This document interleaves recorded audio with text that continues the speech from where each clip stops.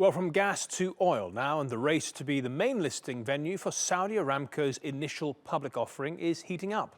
The two frontrunners now appear to be the London Stock Exchange and its New York rival.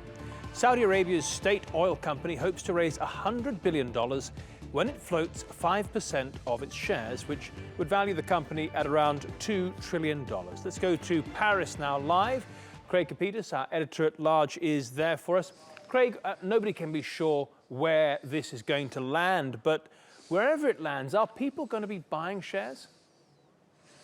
Well, if it lands in one piece, look, this offering is designed for one thing. It's designed to trigger what the Saudis call Vision 2030, which is their plan to modernize the kingdom, essentially kickstart it into the 21st century and get it ready for the 22nd century. The problem is are they going to be able to raise this money? There's a lot of questions. One, is Aramco worth $2 trillion? A lot of market watchers say, no, it's not. Another question is will the royal family allow the kind of transparency that's required to float? I'm not talking about transparency, normal transparency. I'm talking deep dive transparency by the Securities Exchange Commission. And most of all, at this point at least, is whether they can pull this off by the end of next year. And what about the price of oil, Craig? Is that going to affect the valuation, and is it going to affect people's appetite for this stock? They have three major hurdles, Matthew. One is cultural, the second is theological, and the biggest one is technical.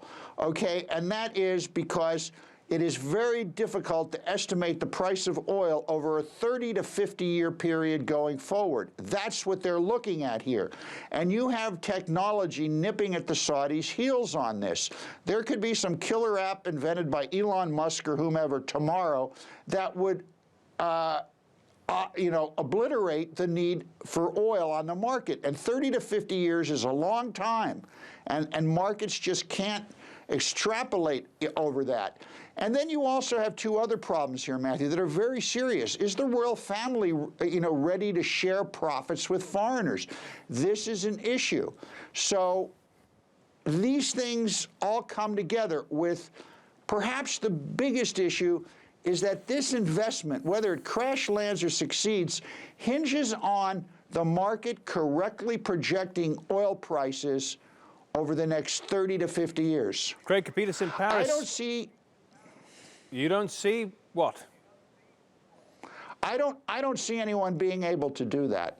I couldn't leave you with that cliffhanger moment. Paris, Craig Capitas, thank you very much.